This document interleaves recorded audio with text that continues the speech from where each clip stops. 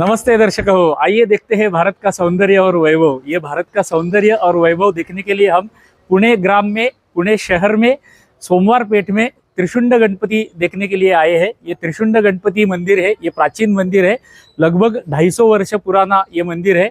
और ये मंदिर देखने के लिए हमें अभी आरंभ करना है, तो आइए आप भी हमारे साथ मंदिर देखने को आइए।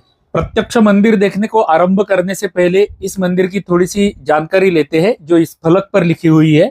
ये मंदिर सोमवार पेठ में बसा हुआ है। ये सोमवार पेठ जो क्षेत्र है, इसका पहले नाम शाहपुरा करके हुआ था। ईस्वी सन 1600 के आसपास छत्रपति शिवाजी महाराज के पिताश्री शाहजी राजे ने ये शाहपुरा बस्ती बसाई थी। उसके आगे लगभग 135 सालों के पश्चात व्यापार को बढ़ावा देने के लिए थोरला बाजीराव पेशवे ने इस क्षेत्र का विकास किया और उसको सोमवार पेठ नया नाम दे दिया। उसके कुछ साल बाद यानी कि लगभग 1754 के आसपास इंदौर के भीमगिरी जी महाराज जो है, उन्होंने इस मंदिर का बांधकाम किया है। और इस मंदिर की निर्मित 1754 से लेके 1770 तक चालू थी। इस मंदिर को गर्भगृह के नीचे एक तलगर भी है। तहखाना हमारा शब्द नहीं है, हमारे शब्द आपको पटल पर दिख रहे हैं। ये तलगर में दलपत गिर जी गोसावी महाराज की समाधि भी है, जो वर्ष में केवल एक बार खोली जाती है। वो तलगर भी हम बाद में देखने वाले हैं। तो आइए मंदिर देखने का आरंभ करते हैं। पुणे में रहने वाले लगभग 90% लोगों को पता नहीं होता है कि पुण्य नगरी में भी ऐसे सुंदर प्राचीन मंदिर है। पुण्य नगरी में जितने भी प्राचीन मंदिर है, उसमें सबसे उत्तम शिल्पकला का नमूना हमें इस मंदिर में देखने के लिए मिलता है। इसलिए हम आज ये मंदिर आपको दिखा रहे हैं। आपसे प्रार्थना है कि कृपया यह चलचित्र अंत तक देखिएगा। ये मंदिर का आप उम्बरठा देख लीजिए। 2 प्रोजेक्टेड कीर्तिमुख हमें देखने के लिए मिलते हैं और प्रोजेक्टेड कीर्तिमुख के दोनों बाजू में हमें गजांत लक्ष्मी का शिल्प देखने के लिए मिलता है। जो गजांत लक्ष्मी हमारे धर्म में वैभव का प्रतीक मानी जाती है, वो गजांत लक्ष्मी हमें यहाँ पर विभिन्न स्थानों पर इस मंदिर में देखने के लिए मिलती है। ये प्रवेश द्वार के दोनों बाजू में यदि हम देखेंगे तो दोनों बाजू में 2 द्वारपाल बनाए गए हैं, जिनके हाथों में दंड लिए हुए हैं उन्होंने। ये बाई बाजू का द्वारपाल है और ऐसा ही द्वारपाल हमें दाहिनी बाजू में भी देखने के लिए मिलता है। अभी हम ये गजांत लक्ष्मी सामने से देख रहे हैं। अत्यंत सुंदर गजांत लक्ष्मी हमें यहाँ पर देखने के लिए मिलती है। ये गजांत लक्ष्मी के ऊपर यदि हम देखेंगे तो द्वार शाखा थोड़ी सी देख लेते हैं। द्वार शाखा के ऊपर अत्यंत सुंदर नक्काशी पाषाण में बनाई गई है। ये अत्यंत देखने में अच्छी लगती है और इतने 250 वर्ष होने के पश्चात भी अच्छी अवस्था में हमें देखने के लिए यहाँ का नक्काशी मिलती है। ये द्वारपाल का मुखौटा आप देख लीजिए, कितना शार्प मुखौटा उसका बनाया गया है। उसके हाथों में सुंदर अलंकार बनाए गए, गले में अलंकार है, उसके कटिवस्त्र के ऊपर के अलंकार, ये बाजूबंद आप देख सकते हैं। उसका दंड जो है, दंड के ऊपर भी सुंदर नक्काशी बनाई गई है। और ये द्वारपाल देखकर ही हमारा मन प्रसन्न हो जाता है। मंदिर के दर्शनी भाग में जो हमें नक्काशी देखने के लिए मिलती है, वो देख के ही हम प्रसन्न हो जाते हैं। अभी हम फिर से द्वार शाखा देखने लगे हैं। ये द्वार शाखा के ऊपर का सुंदर नक्काशी ऊपरी भाग में किया हुआ है। और उसके ऊपर यदि हम देखेंगे तो द्वार शाखाओं के तीनों बाजू में हमें यक्षिणियां बनाई हुई दिखाई देती है। ये दाई बाजू की, बाई बाजू की और दाई बाजू की यक्षिणियां आप देख सकते हैं। तीनों यक्षिणियां है। इसके मंदिर के ऊपर का शिखर का भाग या मंदिर के छत का भाग अपने हाथों पे लिया हुआ है, ऐसा दर्शाने के लिए ऐसी यक्षिणियां हमने अनेक मंदिरों में देखी हुई है। यक्षिणी के मध्य के यक्षिणी के ऊपर यदि हम देखेंगे तो हमें सुंदर कीर्तिमुख देखने के लिए मिलता है। और ये कीर्तिमुख के बाई बाजू में यदि हम देखेंगे तो हमें एक अद्भुत शिल्प देखने के लिए मिलता है, जो अन्य कहीं भी हमें देखने के लिए नहीं मिला था। जो आप अभी पटल पर देख रहे हैं, ये गज व्याल शिल्प है। हमें अन्य प्राणियों के व्याल शिल्प बहुत से हमने देखे हुए हैं। अश्व व्याल, गर्दभ व्याल, ये सारे हमने देखे हुए हैं। मरकट व्याल देखे हुए हैं, किंतु गज व्याल हमने पहली बार यहाँ पर इस मंदिर में, त्रिशुंड गणपति मंदिर में पुणे में देखा। हमारे प्राचीन मंदिरों की ऐसी विशेषताएं हमें भी देखनी चाहिए तथा हमारे मित्र परिवार सारे लोगों को भी दिखानी चाहिए। अभी हम जो पटल पर देख रहे हैं, ये दाहिनी बाजू का द्वारपाल है। जैसे हमने बाई बाजू का देखा था, वैसे ही दाहिनी बाजू का द्वारपाल है। वहां के द्वारपाल को एक ट्रायल के लिए वज्रलेप किया था, उसका जतन करने के लिए मुखौटे को वज्रलेप किया हुआ हमें देखने के लिए मिला, यानी कि कोटिंग किया हुआ है किसी पद्धति का। ये सुंदर द्वारपाल, इस द्वारपाल के बाजू में ही हमें एक स्तंभ दिखाई देता है, जो मंदिर के प्रवेश द्वार के द्वारपाल के बाजू में है। उसके नीचे भी अत्यंत सुंदर नक्काशी बनाई गई है। मध्य भाग में ये छोटे आकार का द्वारपाल और एक हमें देखने के लिए मिलता है। उसका आप जनेऊ देख सकते हैं, अत्यंत सुंदर बारीक नक्काशी बनाई गई है। उसके गले के हार, उसका मुखौटा, उसके नयन आप देख सकते हैं। छोटे आकार में सुंदर नक्काशी इस द्वारपाल के ऊपर भी बनाई हुई हमें देखने के लिए मिलती है। ये बड़े आकार का स्तंभ है, जिसके ऊपर के भाग में हमें एक घंटी टांगी हुई दिखाई देती है। ये घंटी एक श्रृंखला को टांगी गई है। इस श्रृंखला युक्त घंटी के ऊपर यदि हम देखेंगे तो वहां पर आपको दो ग्लास रखे हुए दिखाई देंगे। दिए लगाने के लिए आजकल ये ग्लास रखे गए हैं। उनके पीछे आप देखेंगे तो एक 3D टाइप का शिल्प हमें देखने के लिए मिलता है। 3D यानी कि सामने का पाषाण का भाग वैसे ही रखा गया है और उसके पीछे का भाग जो है वो पाषाण तराश कर निकाला गया है। चिन्नी और हथौड़ी के सहायता से तराश कर निकाला हुआ 3D शिल्प हमें यहाँ पर देखने के लिए मिलता है। उसके ऊपर जैसे हमने वहां पर देखी थी वैसी यक्षिणी यहाँ पर भी देखने के लिए मिलती है। और ऐसी यक्षिणियां हमें सारे स्तंभों के ऊपर देखने के लिए मिलती है। जैसे अभी आप दाहिनी कॉर्नर की यक्षिणी देख रहे हैं, वहां पर भी एक यक्षिणी है। और दाहिनी एक्सट्रीम कॉर्नर का जो स्तंभ है उसके ऊपर भी हमें एक श्रृंखला को घंटी टांगी हुई दिखाई देती है। ये जो घंटी श्रृंखला को टंगी हुई है वो ऐसी ही नहीं है, उसके ऊपर एक कीर्ति मुख है, यानी कीर्ति मुख के मुख से बाहर एक श्रृंखला आ रही है और उसको घंटा टांग दी गई है। ऐसा मंदिर के स्तंभों के ऊपर हमें देखने के लिए मिलता है। ऊपर का 3D शिल्प काम तो आपने देख लिया। या इस राइट साइड के स्तंभ के नीचे के भाग में भी आपको एक सुंदर शिल्प बनाया हुआ या द्वारपाल बनाया हुआ दिखाई देगा। इन दोनों स्तंभ के मध्य में यदि हम देखेंगे तो आपको अभी दिखा रहा हूं मैं, सबसे नीचे के स्तर में हमें दो हाथी दिखाई देते हैं। दो हाथियों का युद्ध चल रहा है, हाथियों के ऊपर बैठकर युद्ध चल रहा है, ऐसा प्रसंग हमें नीचे के स्तर में दिखाई देता है। उसके ऊपर यदि हम देखेंगे तो एक गेंडा हमें दिखाई देता है। वो गेंडे को श्रृंखला से अंग्रेज सैनिकों ने पकड़ा हुआ है, ऐसा यहाँ पर इस शिल्प में दिखाया गया है। ये द्योतक है प्लासी की लड़ाई का। 1756 के आसपास जो प्लासी की लड़ाई हुई थी और ईस्ट इंडिया कंपनी ने असम और बंगाल प्रांत के ऊपर अपना राज्य स्थापन किया था, उस युद्ध का प्रतीक करके यहाँ पर ये गेंडा तथा ब्रिटिश सैनिक दिखाए गए। आप कल्पना कर सकते हैं कि हमारे पूर्वजों की कल्पना शक्ति कितनी सुंदर थी और कहाँ आसाम बंगाल और कहाँ वहां का युद्ध। हमारे पुणे के मंदिर में हमें ऐसा शिल्प देखने के लिए मिलता है। उस गेंडे के बाजू का एक शिल्प आप देख लीजिए, एक पुरुष ने दो महिलाओं को अपने जंगा पर लिया हुआ है। ये सुंदर शिल्प हमें देखने के लिए मिलता है। उसके ऊपर गेंडे के ऊपर हमें एक देव कोष्टक देखने के लिए मिलता है। इस देव कोष्टक में अभी मूर्ति कोई नहीं है, किंतु सुंदर नक्काशी हमें इस देव कोष्टक के स्तंभों के ऊपर और ऊपरी भाग में बनाई हुई दिखाई देती है। आप ये स्तंभ देख सकते हैं, देव कोष्टक के स्तंभ है ये। उनके ऊपर के भाग में यदि हम देखेंगे तो सुंदर नक्काशी और यहाँ पर 1 2 3 4 पक्षी बनाए गए हैं। मध्य भाग में ये 4 पक्षी हमें देखने के लिए मिलते हैं। उसके ऊपर देव कोष्टक का शिखर हमें देखने के लिए मिलता है और देव कोष्टक के शिखर के ऊपर भी 2 पक्षी अब तोते हमें देखने के लिए मिलते हैं। सबसे ऊपर मैं अभी आपको थोड़ा सा जूम करके दिखाता हूँ, सुंदर शिल्प हमें देखने के लिए मिलता है। कुछ वाद्य बजाते हुए पुरुष और महिला ऊपर की शिल्प में हमें देखने के लिए मिलते हैं। उसके बाजू में यदि आप देखेंगे तो हमें श्वान शिल्प देखने के लिए मिलते हैं। श्वान शिल्प यानी कि श्वान व्याल हमें देखने के लिए मिलते हैं, जो अन्य कहीं देखने के लिए नहीं मिले थे। अभी हम मंदिर का मुख्य प्रवेश द्वार का ऊपरी भाग देख लेते हैं, जो अत्यंत दर्शनीय है। मध्य भाग में आपको ललाट बिंब दिखाई देगा, जिसमें गणेश जी की स्थापना कर दी गई है। गणेश जी के ऊपर एक छत्र भी दिखाया गया है, जो हमें अन्य मंदिरों में देखने के लिए नहीं मिलता है। उसके ऊपर यदि आप देखेंगे तो गजांत लक्ष्मी का सुंदर शिल्प हमें देखने के लिए मिलता है। ये गजांत लक्ष्मी है। ये गजांत लक्ष्मी वैभव का प्रतीक होती है, इसलिए प्रवेश द्वार के आजू बाजू में गजांत लक्ष्मी यहाँ पर लगाई गई है। उसके ऊपरी भाग में यदि आप देखेंगे तो ऊपरी भाग में हमें कुछ वानर दिखाई देते हैं और वानरों के ऊपर के पट्टे में हमें कुछ वाद्य बजाते हुए कलाकार दिखाई देते हैं। ये सुंदर दृश्य हमें मंदिर के प्रवेश द्वार के ऊपर दिखाई देता है। मध्य में जो शिल्प है उसके बाजू में, दोनों बाजू में आप देखेंगे तो आपको 2 मकर मुख दिखाई देंगे। ये एक मकर मुख है, उसके मुख से तोरण निकला हुआ है। ये बाई बाजू का मकर है, उसके मुख से एक तोरण निकला हुआ है। और दाहिनी बाजू में भी एक मकर है, उसके मुख से भी एक तोरण निकला हुआ है। और ये दोनों से निकला हुआ तोरण ऊपर की दिशा में जोड़ा गया है।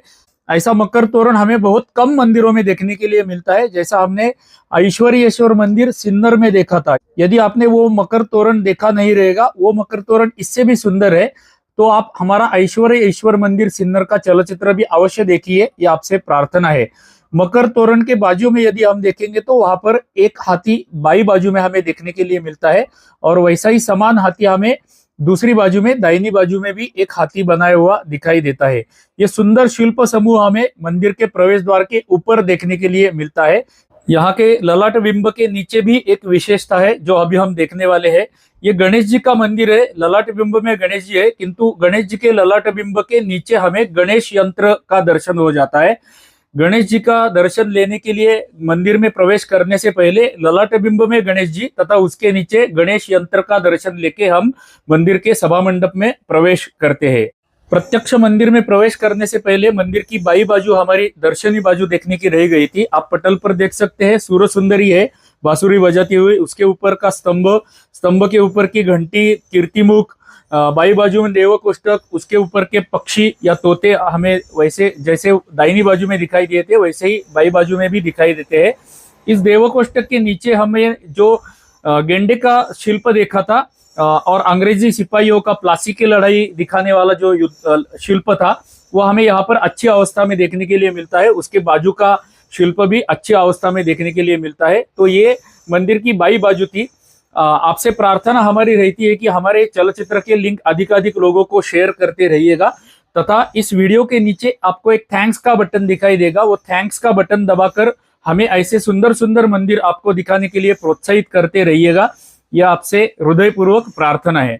तो आइए मंदिर में अभी हम प्रवेश करते हैं। चलिए। सभा मंडप में प्रवेश करते समय हमें जो द्वार दिखाई देता है सभा मंडप का, वो अत्यंत प्राचीन और सुंदर अवस्था में देखने के लिए मिलता है। ये द्वार देखकर ही हमें कल्पना आती है कि ये प्राचीन द्वार है। वहां से हम 3 सीढ़ियां उतरकर सभा मंडप में प्रवेश करते हैं। जैसे ही हम सभा मंडप में प्रवेश करते हैं हमें सामने चौकोनी आकार की रंगशिला दिखाई देती है। कोई भी मंदिर में परमेश्वर के सामने नृत्य कला, गायन कला, वादन कला सादर करने के लिए जो शिला होती है, कई मंदिरों में गोल होती है, कुछ मंदिरों में चौकोनी होती है, उस भाग को रंगशिला कहते हैं। रंगशिला के ऊपर यदि हम देखेंगे तो हमें सामने ही अंतराल का प्रवेश द्वार दिखाई देता है। गर्भगृह का प्रवेश द्वार सुंदर है, वो देखने से पहले यहाँ का गोल घूमकर हम एक दृश्य देख लेते हैं सभा मंडप का। इस सभा मंडप में आप देखेंगे तो अनेक देव कोष्टक बनाए गए हैं। इस बाजू में एक द्वार दिखता है जो प्राचीन कालावधि में प्रयोग में लाते रहेंगे, अभी वो बंद रहता है। इस कोने में भी एक देव कोष्टक हमें देखने के लिए मिलता है। इस प्रवेश द्वार से हम अंदर आए थे। ये कोने में एक देव कोष्टक है, यहाँ पर एक देव कोष्टक है, यहाँ पर एक द्वार है और सामने हमें गर्भगृह दिखाई देता है। उसके ऊपर छत की दिशा में हम देखेंगे तो गोलाकार बनाया हुआ छत हमें देखने के लिए मिलता है, जिसको अभी 4 लकड़ियां लगाकर घंटा टांग दी गई है। ये ऊपर का दृश्य है। गर्भगृह की दिशा में जाने से पहले यहाँ का हमारा तलघर देखना बाकी था, वो अभी देख लेते हैं। आइए। सभा मंडप का प्रवेश द्वार जो है उसके पीछे ही हमें और एक द्वार दिखाई देता है। आप देख सकते हैं ये सामने जो द्वार दिख रहा है ये तलघर में जाने के लिए सीढ़ियों का द्वार है। इस मार्ग से हम नीचे जा सकते हैं। इस तलघर में नित्य ही पानी रहता है, 1 फुट के आसपास पानी रहता है। वर्षभर यहाँ पर कोई जा नहीं सकता है, केवल गुरु पूर्णिमा के दिन यहाँ पर भक्तों को जाने की अनुमति रहती है, क्योंकि नीचे दलपतगिरी महाराज जो है उनकी समाधि तलघर में है। तो ये तलघर साल में 1 बार ही खोला जाता है, ऐसी यहाँ की प्रथा है। अभी आपको पटल पर जो दिख रहा है ये अंतराल का प्रवेश द्वार है। यहाँ पर भी अत्यंत सुंदर नक्काशी बनाई गई है। अंतराल के प्रवेश द्वार में दोनों बाजू में 2 द्वारपाल बनाए गए हैं जिनके हाथों में दंड दिए हुए हैं। यहाँ की प्रवेश द्वार की द्वार शाखाएं, अंतराल के प्रवेश द्वार की द्वार शाखाएं भी सुंदर नक्काशी युक्त है। आप देख सकते हैं पटल पर अत्यंत सुंदर नक्काशी हमें इन द्वार शाखाओं के ऊपर भी देखने के लिए मिलती है जो अंतराल का प्रवेश द्वार है। ये आप छोटे आकार का नक्काशी देख सकते हैं। अनेक द्वार शाखाएं हमें यहाँ पर देखने के लिए मिलती है। उसके ऊपर हमें यक्षिणी देखने के लिए मिलती है। यक्षिणी के ऊपर हमें झूमरों की मालिका दिखाई देती है। एक गोल लोखंड की रिंग भी आपको दिखाई देती रहेंगी। ये झूमरों की मालिका हमने सासवड़ परिसर में या पुणे क्षेत्र में बहुत से मंदिरों में ऐसी झूमरों की मालिका पाषाण में बनाई हुई देखी हुई है। वैसा ही सिमिलर नक्शिका हमें यहाँ पर देखने के लिए मिलता है। ये आप द्वार शाखा की नक्काशी देख सकते हैं, बारीक आकार में सुंदर नक्काशी। इतना ही वर्णन मैं करूंगा।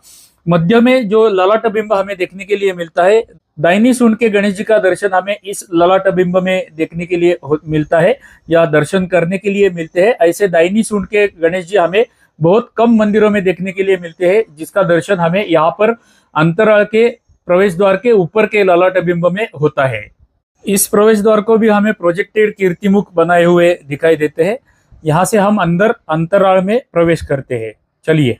अंतराल में प्रवेश करने के लिए जो द्वार है वो भी प्राचीन द्वार हमें दिखाई देता है। उसके ऊपर भी लकड़ी में सुंदर नक्काशी बनाई गई है। जैसे ही हम अंतराल में प्रवेश करते हैं, अंतराल में हमें सामने पीतले का आवरण किया हुआ कछुआ दिखाई देता है। ये कछुआ भी सुंदर है। उसके आगे पाषाण में बनाई हुई परमानेंट रंगोली हमें गर्भगृह के प्रवेश द्वार के बाहर देखने को मिलती है। यह है सामने की रंगोली। इस गर्भगृह के प्रवेश द्वार के द्वार शाखाएं, द्वारपाल ये तो उत्तम है ही, किंतु उसके ऊपर हमें अत्यंत सुंदर नक्काशी देखने के लिए मिलती है। यहाँ के प्रवेश द्वार के ऊपर के ललाट बिंब में भी हमें दाहिनी सूंड के गणेश जी का दर्शन हो जाता है। जैसे हमने बाहर देखा था वैसे यहाँ पर भी दाहिनी सूंड के गणेश जी का दर्शन ललाट बिंब में हो जाता है। उसके ऊपरी भाग में हमें अत्यंत सुंदर नक्काशी देखने के लिए मिलती है, जो हम अभी समीप से देखेंगे।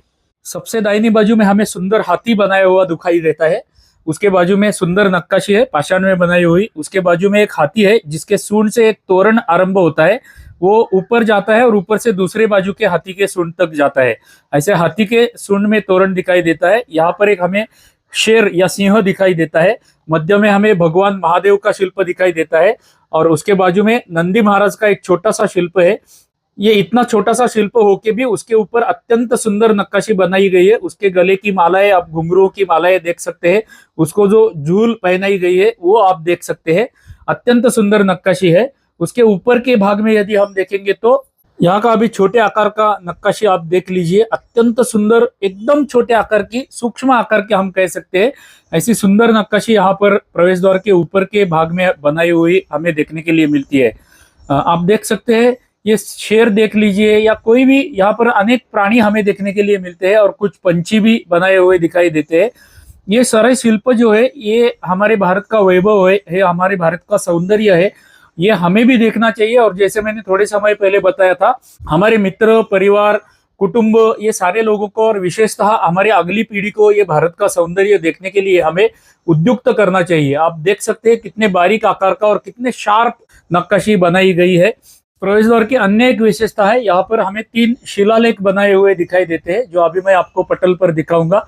इसके प्रवेश द्वार के ऊपर की दिशा में यदि हम देखेंगे तो हमें वो शिलालेख देखने के लिए मिलते हैं। संस्कृत, मराठी तथा फारसी भाषा में लिखे हुए 3 शिलालेख इस मंदिर की जानकारी देने वाले हमें प्रवेश द्वार, गर्भगृह के प्रवेश द्वार के ऊपर की दिशा में देखने के लिए मिलते हैं, जो अभी आपको पटल पर दिख रहे हैं। अंतराल का गोल घूमकर दर्शन लेते हैं। ऊपर की दिशा में हमें एक प्रोजेक्टेड कमल दिखाई देता है।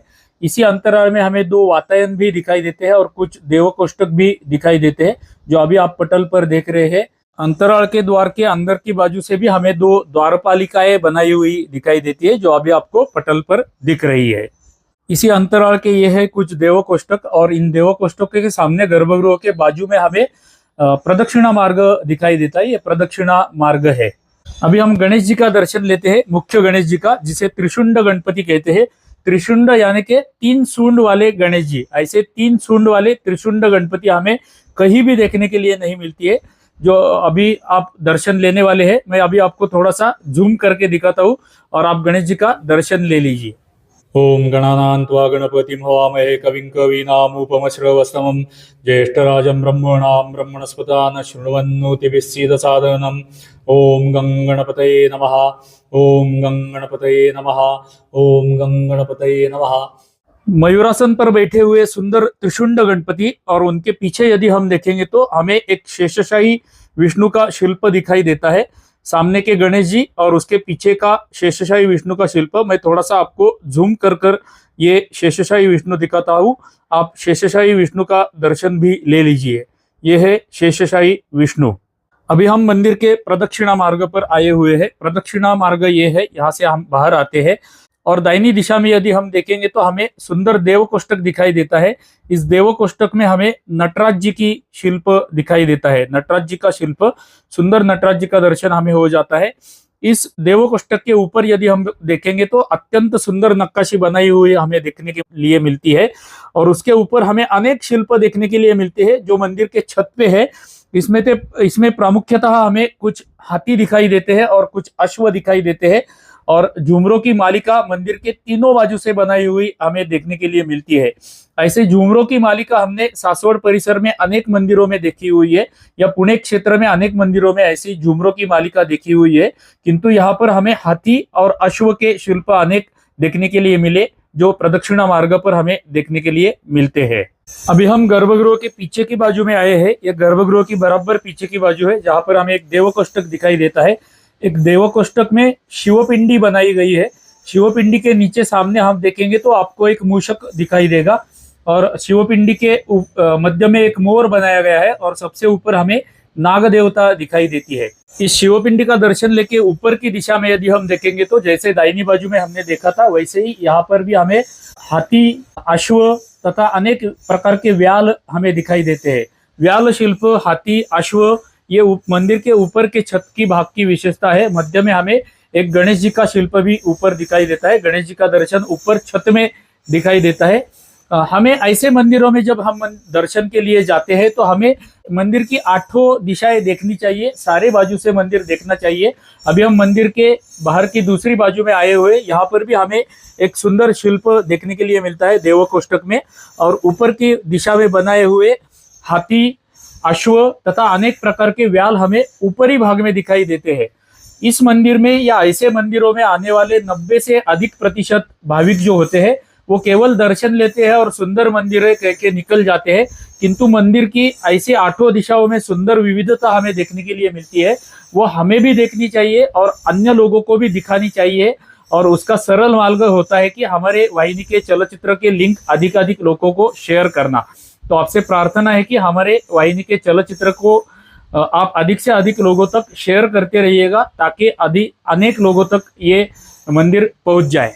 इस त्रिशुंड गणपति मंदिर में चित्रीकरण करते समय हमें यहाँ पर कुछ युवक दिखाई दिए या मिल गए, जो यहाँ पर रोज दर्शन के लिए आते हैं। हमारे वाहिनी का उद्देश्य ही यही है कि ऐसे युवकों को इस ऐसे मंदिरों के प्रति प्रेम उत्पन्न होना चाहिए, और अपने सोशल मीडिया अकाउंट पर उन्होंने इसका चित्रीकरण दिखाना चाहिए और प्रस्तुत करने चाहिए, और अधिकाधिक लोगों को ये छंद लगाना चाहिए। तो दर्शकों, पुणे ग्राम में त्रिशुंड गणपति का मंदिर, सुंदर मंदिर आज हमने देखा। यहाँ पर आके हमें अत्यंत प्रसन्नता मिली। जैसे हमें प्रसन्नता मिली वैसी आपको भी मिल गई रहेगी, यह आशा करता हूँ। यदि आपको प्रसन्नता मिल गई रहेगी तो हमारी नित्य की प्रार्थना आपसे रहती है, वो तो मैं करने वाला ही हूँ, किंतु उससे पहले मुझे आपको कुछ दिखाना है। आप यहाँ पर देखेंगे तो इस मंदिर की व्यवस्था करने के लिए, व्यवस्था रखने के लिए इस मंदिर के प्रशासन ने ये QR कोड दिया हुआ है। इस QR कोड पर आप देणगी दे सकते हैं, मंदिर की आर्थिक सहायता कर सकते हैं। अभी मैं हमारी नित्य की प्रार्थना आपको करता हूँ कि यदि आपको हमारे चलचित्र अच्छे लगते रहेंगे, हमने दिखाए हुए प्राचीन मंदिर अच्छे लगते रहेंगे, तो हर चलचित्र को कृपया लाइक किया कीजिएगा। एक छोटा सा कमेंट हर चलचित्र पर किया कीजिएगा, उसका हमें लाभ होता है और ऐसे प्राचीन मंदिर अधिकाधिक लोगों के पास पहुँचने के लिए उसकी सहायता होती है। तो कॉमेंट अवश्य कीजिए, और यदि हमारे चैनल को अभी तक आपने सब्सक्राइब नहीं किया रहेगा तो सब्सक्राइब भी कर दीजिए, ये आपसे हृदयपूर्वक प्रार्थना है। चलिए, तो मिलते हैं ऐसे ही किसी सुंदर प्राचीन मंदिर में। तब तक के लिए आप सभी को धन्यवाद, धन्यवाद, धन्यवाद।